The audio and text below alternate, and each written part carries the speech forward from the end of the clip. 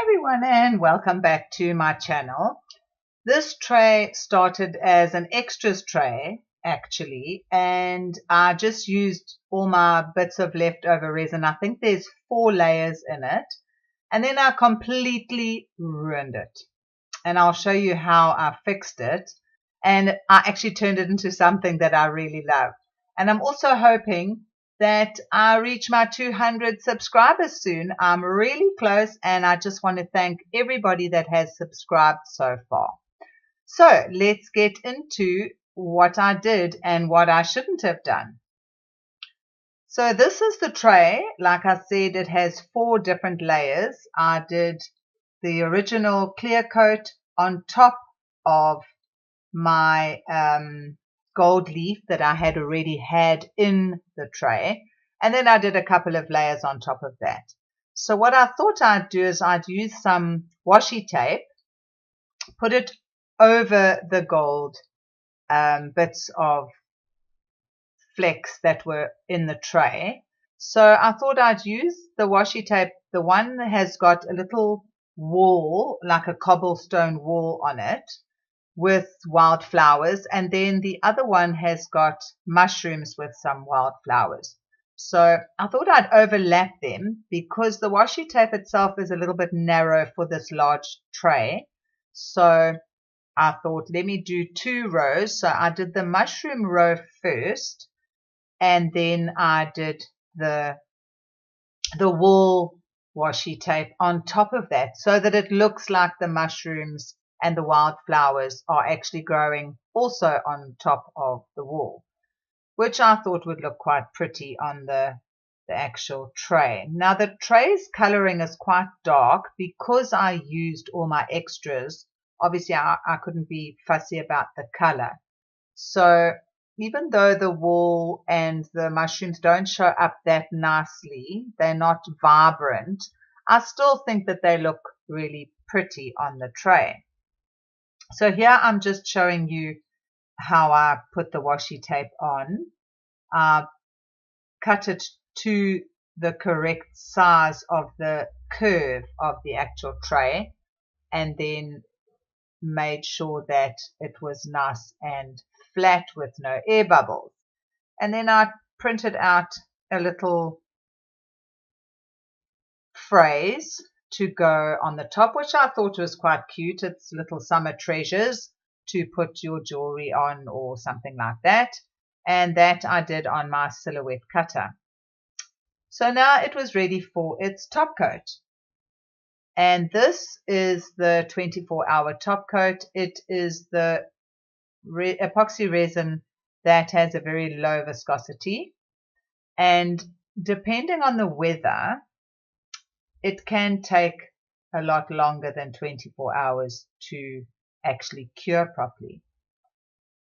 And when I poured this, it was a very cold day. So, like a plonker, I stuck my finger in the corner of it to see if it was dry. And this was after a day and a half. And I ended up ruining the top coat because now there was a pile of air bubbles and I didn't know what to do. So I got out my heat gun, and I thought if I heat it up with a heat gun, because it had hardly even made a skin on it. That's how long it was going to take to actually cure. And I didn't realize it. I don't know why I did it, but I thought it would be cured after a day and a half, but clearly it wasn't. So I just took my heat gun and I went over it with the heat gun so that I could warm up the epoxy resin, and I was hoping that it would get rid of the bubbles. Well, that was not what it did. It didn't get rid of the bubbles, and as much as I tried to heat up the resin, it just was not getting rid of the bubbles. And there are the bubbles. You probably can't see them very well in the video, but believe me, it was a pile. So again, what I should not have done. So note to self and note to anybody else that thinks that you should do that. Don't do that. I tried to pick up the clump of bubbles with my tweezers, and I just made it worse. So again, I tried. I'll give myself 10 out of 10 for trying. But I could not get rid of it. So this is what I had to do. I had to take off as much as what I could that had skinned and scrape all the rest of the top coat off, which, believe me, I have sped this up 1200%. It took me ages and ages and ages to try and get this epoxy resin coat off. But believe me, I am like a dog with a bone when I need to get something done. So I was not going to give up. If it was the last thing I was going to do, I was going to get this tray back to its original state. So like I said, I used my 99% alcohol, sprayed, used my scraper, wiped that off, did it again, wiped that off. I was originally hoping to keep the washi tape on because it didn't look like it was affecting the washi tape until I realized that it had been affecting the washi tape. If you have a look on the right hand side at the bottom of the tray, half of the wall was missing. And I actually did realize that after I had got most of the resin off, I did realize that the washi tape had been damaged. But anyway, if I had to replace it, that's fine. I had to replace it. So now the last step that I did was I used benzene. Now if anybody has got anything sticky, like your labels on jars or anything like that, and you don't mind using chemicals, which I don't think most of us crafters do because we use alcohol and any of those sort of things. So if you need to get anything sticky off, benzene is your best bet because it doesn't affect plastic, it doesn't affect resin or any of those surfaces, which if you had to use, let's say your acetone or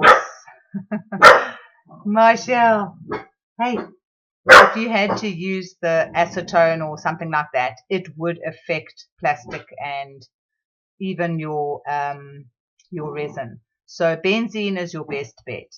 Now here I used my craft knife to get the washi tape off, and as you can see, I actually tried earlier to get the top layer or the flat line off because that had been affected. So I did end up with a little scratch along the tray where I had tried to get the washi tape top edge off. So I was hoping that the new washi tape and the new resin coat would hide that.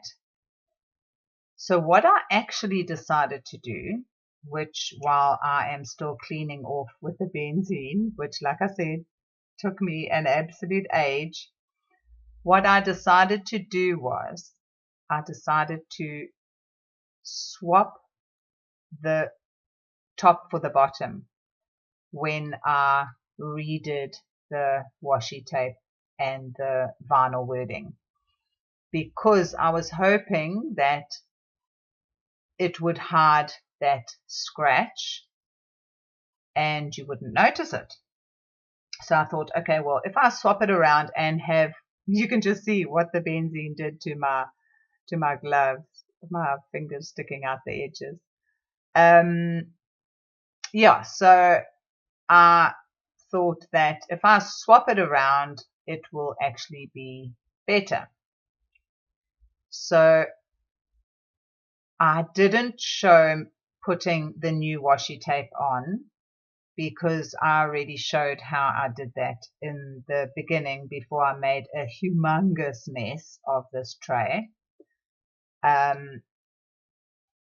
You'll notice that it's actually swapped. The bottom is now the top and the top is now the bottom. And here I was just cleaning off the sides as well because obviously everything was sticky from all the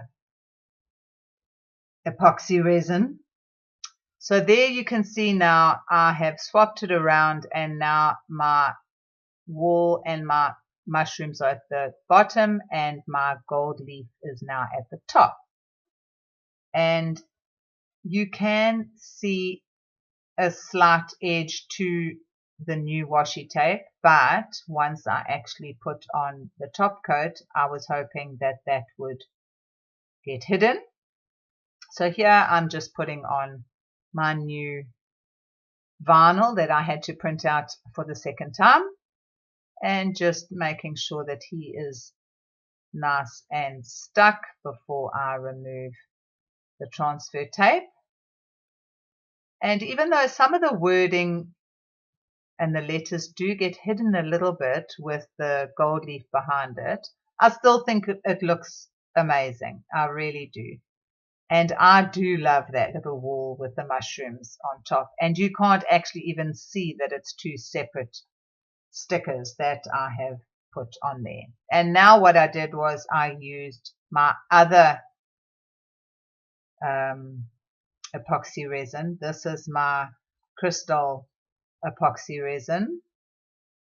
It's also a local resin and I love it. It's not as high in viscosity, but it does cure a lot quicker than the other Resin Works one that I was using.